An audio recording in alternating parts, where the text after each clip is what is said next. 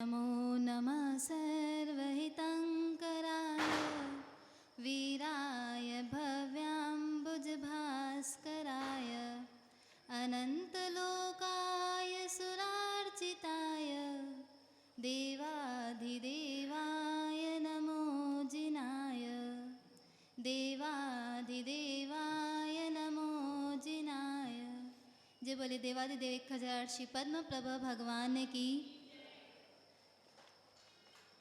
वीतराग पथ के साधक निर्ग्रंथ विश्व कल्याणी जिनके समव शरण में खिरती महावीर की वाणी।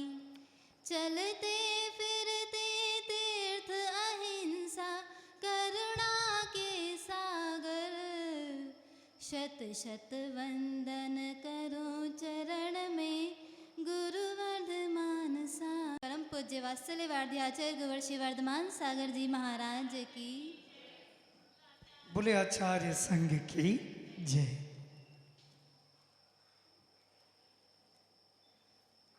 पर्व समाप्त हो गया, वर्षा योग भी समाप्त हो गया। दो बातें जीवन में बहुत महत्वपूर्ण स्थान रखती हैं। अगर आपने किसी पर उपकार किया है, थोड़ा भी किसी का भला किया है, तो उसे कभी याद मत रखना, क्योंकि ये सामने वाले के याद रखने की चीज़ है, आपकी नहीं। और दूसरा ये कि किसी ने आप पर उपकार किया है, थोड़ा भी कुछ भला किया है, सहयोग किया है, तो उसे जीवन के अंतिम श्वास तक याद रखना, उसके प्रति श्रद्धावान रहना। ये दो बातें जीवन को आदर्शमय बनाती है। एक दृष्टांत है। प्रभु श्री रामचंद्र जी के समक्ष हनुमान जी बैठे हुए थे। रामचंद्र जी बड़ी प्रसन्न मुद्रा में थे। उन्होंने हनुमान से कहा, हनुमान, मेरे जीवन में कई सारे लोगों ने मेरा सहयोग किया, मुझ पर उपकार किया। जब भी मैं विपरीत परिस्थिति में था, संकट के समय था, तो कई लोगों ने मुझ पर उपकार किया। उन सब लोगों को मैंने कुछ ना कुछ दे कर के उनका प्रति उपकार किया। उन्हें जो राज्य चाहिए था या कोई पद चाहिए था, तो उन्हें वो दे कर के संतुष्ट किया। किंतु तुमने तो मेरा जीवन भर सहयोग किया, अपना पूरा जीवन ही मुझे समर्पित किया। अगर तुम नहीं होते तो मैं शायद सीता को वापस देख भी नहीं पाता।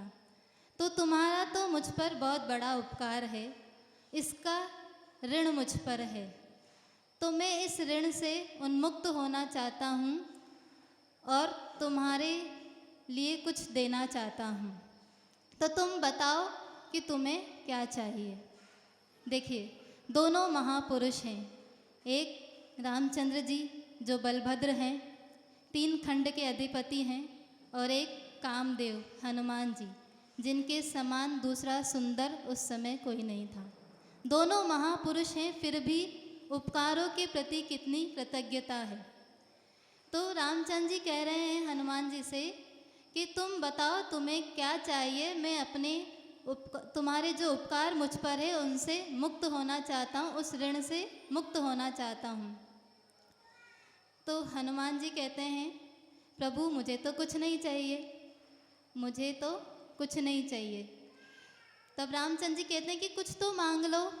मैं जानता हूँ कि इन उपकारों के ऋण से पूरी तरह मुक्त तो नहीं हो पाऊँगा, किंतु फिर भी कुछ भार तो मेरा कम हो जाएगा, इसलिए कुछ भी मांग लो।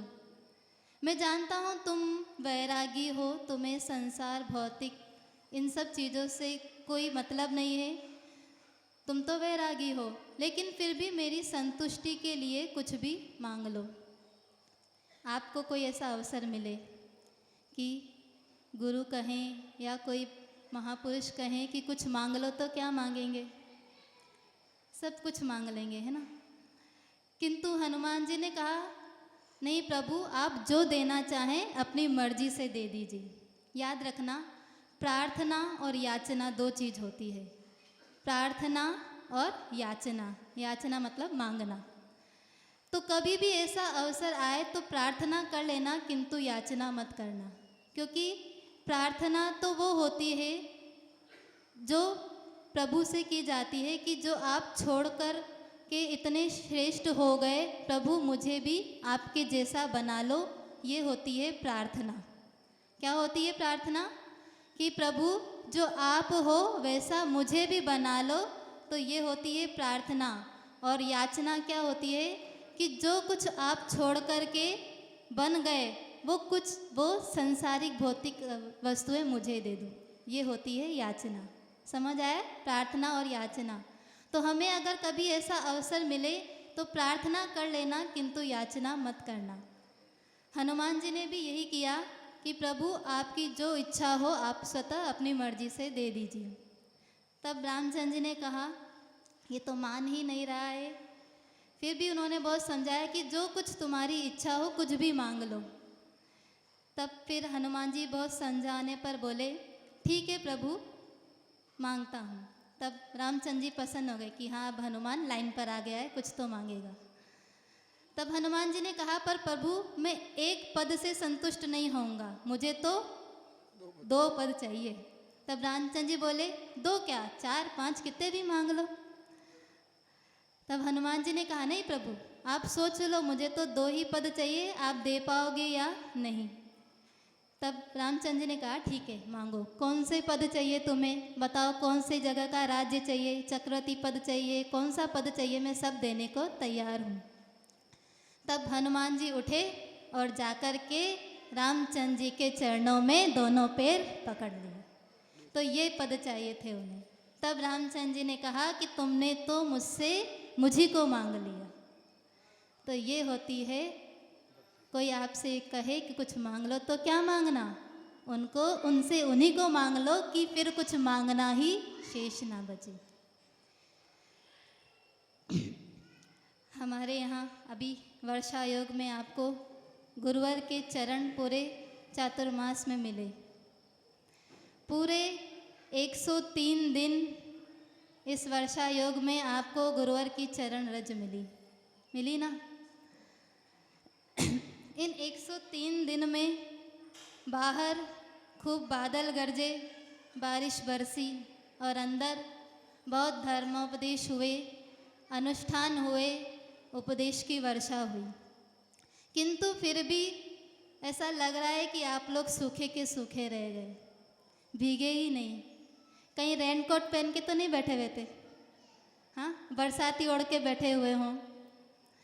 ऐसा लग रहा है कि आप लोग सूखे के सूखे रह गए। इसलिए क्योंकि पारसोला का पुण्य तो बहुत तेज है। अभी जैसे हमने देखा इतना बड़ा उत्सव, पूरे देश भर में आचार्य श्री का विहार हुआ, किंतु फिर भी पारसोला को ही क्यों चुना उस उत्सव के लिए। हमारे मन में भी ये प्रश्न आया था कि ऐसी क्या खास बात है पारसोला में, कुछ तो खास होगा। तो उत्तर मिला कि पारसोला के नाम में ही प्रभु पारस का वास है। जब पारसोला लिखते हैं तो पहले क्या लिखा जाता है, पारस, फिर पारसोला बनता है। तो पारसोला के नाम में ही प्रभु पारस का वास है और नगर में भी प्रभु पारस विराजमान है। इसलिए पारसोला का पुण्य विशेषकर खास है। तो इसलिए इतने बड़े बड़े उत्सव देखिए, पूरे वर्षा योग में कितने सारे उत्सव हुए, है ना। जन्म उत्सव के रूप में हमने आचार्य श्री का हीरक जन्म जयंती महोत्सव मनाया। दीक्षा उत्सव के उपलक्ष्य में हमने 5 दीक्षाओं के उत्सव मनाए। आचार्य पद का शताब्दी उत्सव मनाया। और अभी भी पुण्य कम नहीं हुआ है, अभी तो सर्वतोभद्र विधान करना है। और उसके आगे भी पता नहीं और कौन से उत्सव मनाने आपको मिल जाए। तो पारसोला का पुण्य तो जोरदार है। तो इस वर्षा योग में पूरे 103 दिन, कितने गिन लेना पंडित जी, काउंटिंग कर लीजिएगा, है ना। 17 जुलाई को कलश स्थापना हुई थी। कल 1 नवंबर को वर्षा योग निष्ठापन हुआ। पूरे 103 दिन और 2472 घंटे आपको आचार्य श्री का सानिध्य मिला। आचार्य श्री के चरण आपको मिले, आपने क्या उससे अर्जन किया? पर हमें चरण तो मिल गए गुरु के, हमने प्रतिदिन चरण स्पर्श किए, गुरु की रज अपने माथे से लगाई, लेकिन और क्या अर्जित किया उसके साथ? चरण स्पर्श का भी बहुत महत्व है। जब हम किसी पूज्य पुरुष के चरण स्पर्श करते हैं तो कैसे करना? आज तो चरण स्पर्श करना भी नहीं आता है, उसमें भी विवेक और विनय चाहिए। कई लोग तो आते हैं पसीने से लथपथ और अपना माथा रख देते हैं चरणों में, ये सही है? भगवान के चरणों में माथा रगड़ देते हैं, पत्थर घिस जाए पर हम माथा नहीं उठाएंगे, ये सही है? चरण स्पर्श कैसे करना? तो इसका एक वैज्ञानिक रहस्य है कि चरण स्पर्श भी कैसे किए जाए। अपने दाहिने हाथ की अंगुलियों से पूज्य पुरुष के दाहिने हाथ के दाहिने चरण के अंगुलियों को, अंगूठे को विशेषकर स्पर्श करना चाहिए। ये सही तरीका है चरण स्पर्श करने का। इससे क्या होगा? चरण स्पर्श करने से हमारे मानसिक, शारीरिक और वैचारिक शक्तियों में विकास होता है। जब हम अपने दाहिने हाथ की अंगुलियों से चरण स्पर्श करते हैं तो उन पूज्य पुरुष में जो उच्च चुंबकीय शक्ति है, जो सकारात्मक ऊर्जा है, वो हमारे अंदर प्रवाहित होती है। लेकिन किस तरीके से? जब ऐसे करेंगे तो अपना माथा आप भले घिसते रहो, कुछ नहीं होने वाला है। और केवल इतना ही नहीं कि चरण स्पर्श से मात्र काम बन जाए, चरण के साथ साथ हमें उनके आचरण को भी स्पर्श करना होगा, तब तो हमारा कुछ कल्याण होगा। हमने पूरे चातुर्मास चरण छूते रहे, माथा झुकाते रहे, लेकिन 1% भी हमने उनके आचरण को नहीं छुआ तो वैसे के वैसे जैसे 17 जुलाई से पहले थे। आप सब रिवाइंड कीजिएगा अपने आप को कि हमने कितना बदलाव लाए अपने जीवन में। क्या हम जैसे चातुर्मास से पहले अपना जीवन जी रहे थे, क्या आज भी हम वैसा ही जीवन जी रहे हैं? क्या हमारे संयम में, हमारे जीवन के आचरण में थोड़ा भी बदलाव नहीं आया? अगर नहीं आया तो अभी समय बचा है, अभी भी वर्षा योग भले ही समाप्त हो गया, लेकिन गुरु का सानिध्य अभी भी आपको मिलेगा। पुण्य विशेष है ना, इसलिए। तो अगर अभी भी आप सूखे के सूखे ही रह गए, खाली के खाली ही रह गए, तो अब अपने पात्र सीधे कर लेना। जो पात्र उल्टे पड़े हुए थे ना, पानी भर नहीं पाया वर्षा योग का, तो अभी सीधे कर लेना। अभी भी समय है, अपने उन कर्ण पात्रों को खोल लेना और गुरु के चरण में अपने आप को समर्पित कर देना और धर्मोपदेश का आचरण अपने जीवन में उतार लेना। शरीर के लिए कर्म जरूरी है, कर्म महत्वपूर्ण स्थान रखता है शरीर के लिए। मन के लिए मर्म और आत्मा के लिए धर्म महत्वपूर्ण स्थान रखता है।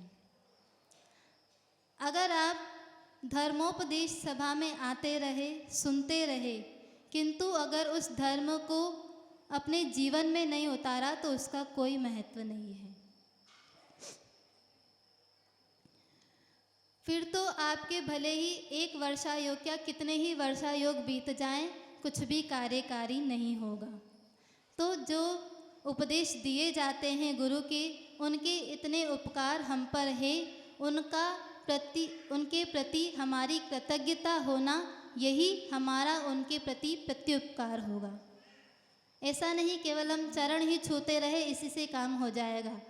हमारी उनके प्रति श्रद्धा बनी रहे, उन्होंने जो कहा है उन्हें हम जीवन में उतारते रहे, यही हमारा उनके प्रति प्रत्युपकार होगा। तब तो हमारी श्रद्धा बनी रहेगी और तभी हमारे जीवन का कल्याण होगा। जैसे दूध का सार मलाई है, क्या होता है दूध का सार? दूध का सार मलाई है। वैसे ही इस वर्षा योग में आपने क्या धर्म अर्जित किया, क्या पुण्य अर्जित किया, वही इस वर्षा योग का सार है। तो अपने अपने मन में विचार करना कि हमने क्या किया।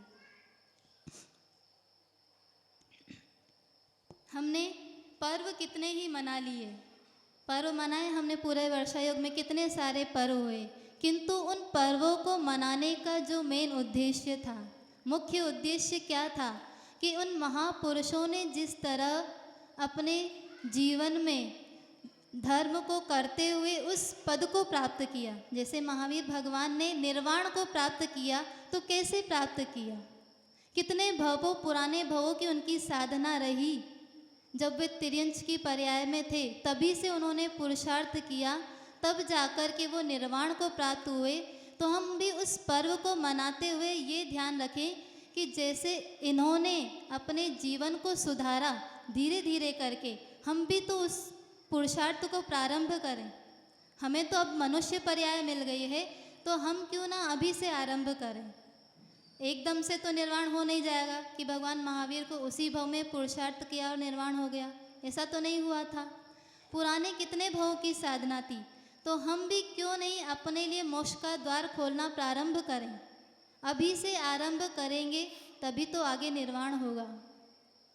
तो इन पर्वों को मनाने का उद्देश्य, इन वर्षायोग उत्सवों को मनाने का उद्देश्य ये कि हम उनका जो मूल कारण है धर्म का आचरण, उसे अपने जीवन में उतारें। जय बोले आचार्य गुरुवर श्री वर्धमान सागर जी महाराज की।